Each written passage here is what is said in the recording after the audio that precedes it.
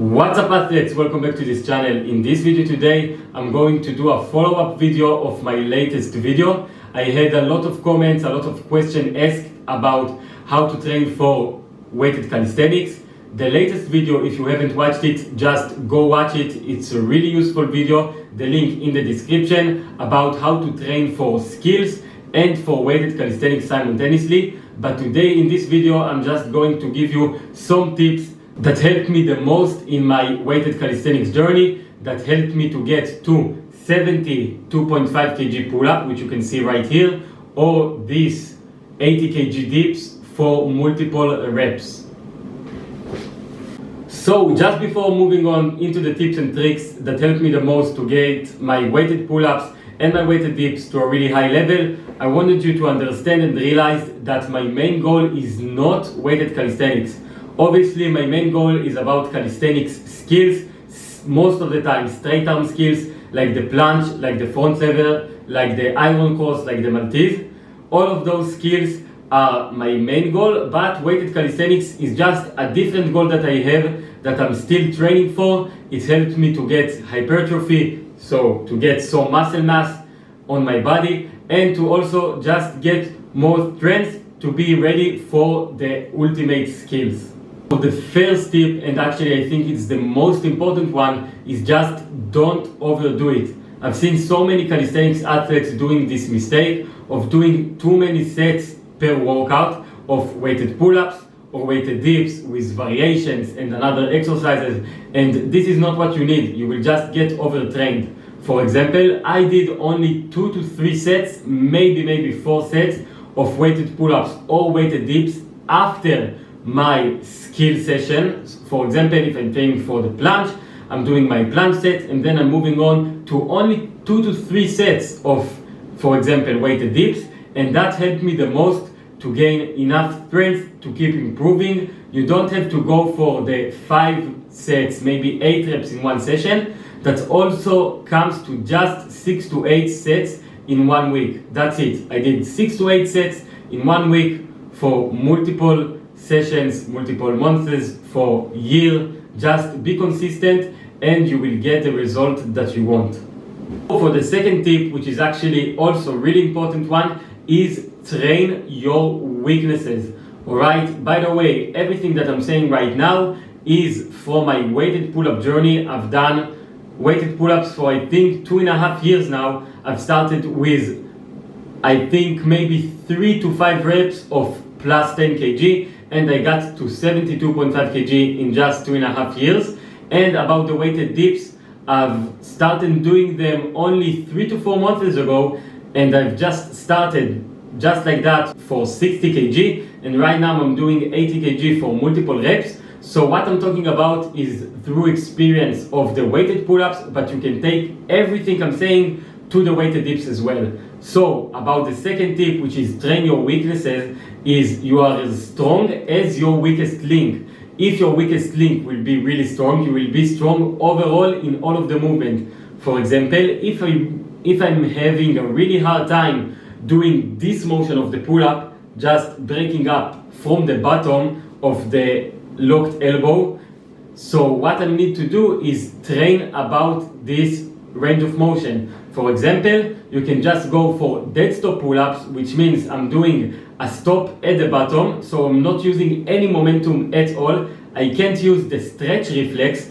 so I'm getting my bottom part of the motion even stronger.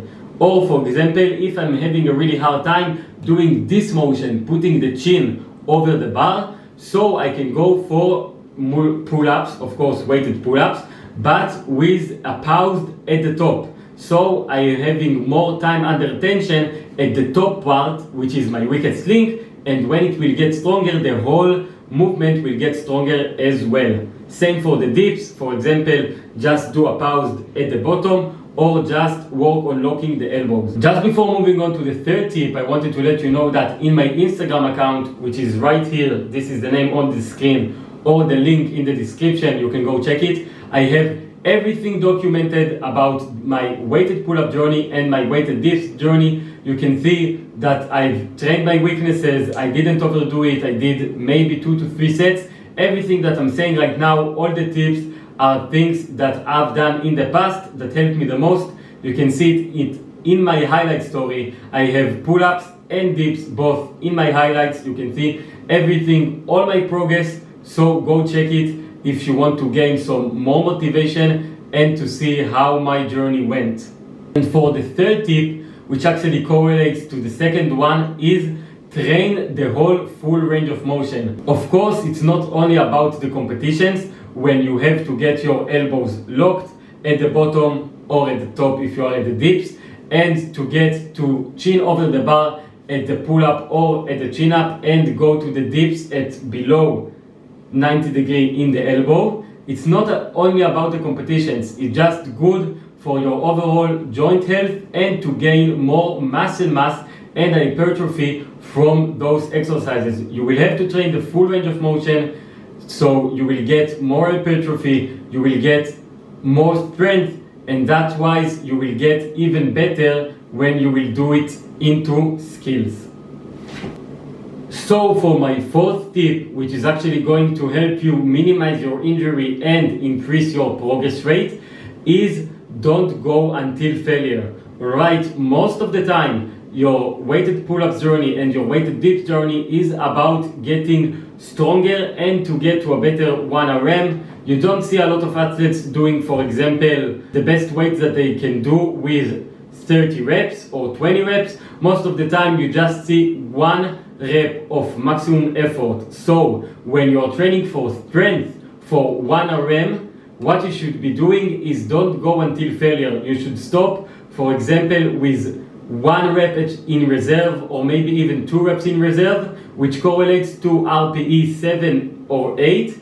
Don't go above 9 in most of the sets because that will just make you decrease your progress rate. What you want to do is just have some reps in reserve and don't do your maximal effort in each set.